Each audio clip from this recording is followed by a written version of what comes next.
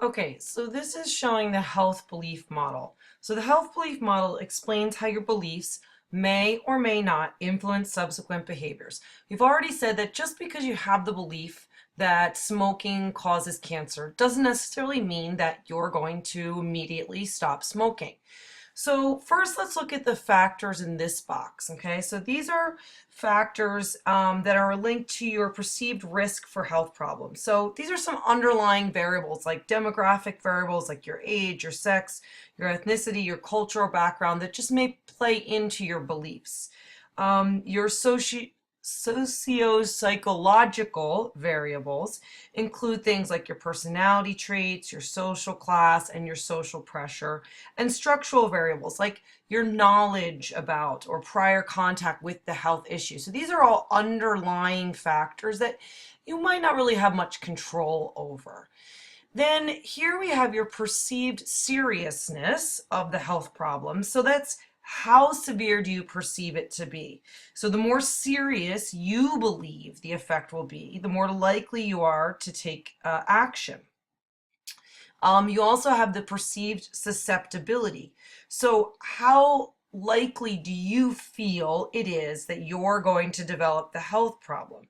You might perceive it that you are more susceptible to a certain health problem if you know someone, either in your immediate family or even a friend, that's similar to you that is diagnosed with or comes down with a certain health condition.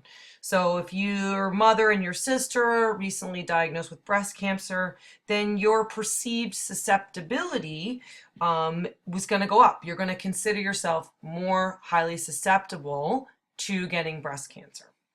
And then we've also got our cues to action. So this is if you're reminded about a health issue or possibly told by your doctor about a health issue, you're going to be more likely to take action, or some people will be more likely to take action.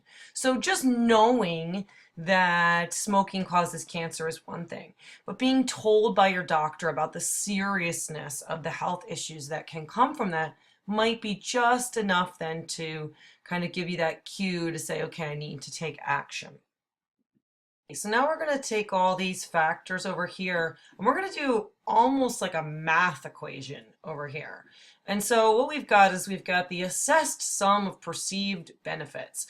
So every action has either a benefit or a perceived benefit. So what are you getting out of the action? So what are you getting out of eating that huge pizza or smoking or doing something dangerous like drinking and driving or texting and driving? So what are the perceived benefits to you? And then you're going to minus the perceived barriers. So how difficult would it be for you to change that action? If you perceive those barriers as really high, then it might just be too difficult for you to take action. But if you perceive those barriers as lower and that maybe you can do something, make a change, then you might be more likely to. So that's one part of it. And then the other part is a huge part of it is the perceived threat of illness or injury. So it's all those things that we talked about already put together. So how serious do you think it is? How susceptible do you think it is? Has someone given you a cue, or have you talked to a doctor about it or something like that? And then we're going to put those together, and that's going to give us our likelihood of preventive action. So how likely is it that you're going to change that action?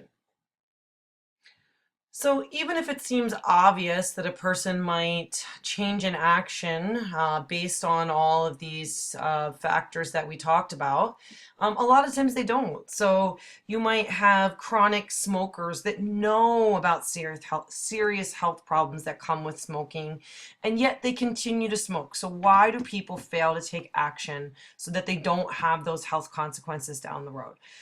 Some people just think they're not going to be affected by the problem. They act as if they have some kind of immunity to the problem. And this makes them unlikely to change their behavior. In some cases, people think that if they do have a health problem, it's okay. They've got good insurance. There's great technological developments that might be able to take care of them. Young people in particular are unlikely to make healthier choices sometimes because it's difficult to look ahead and really perceive those threats of injury or illness that might come later down the road. Okay, so that's our overview of the health belief model.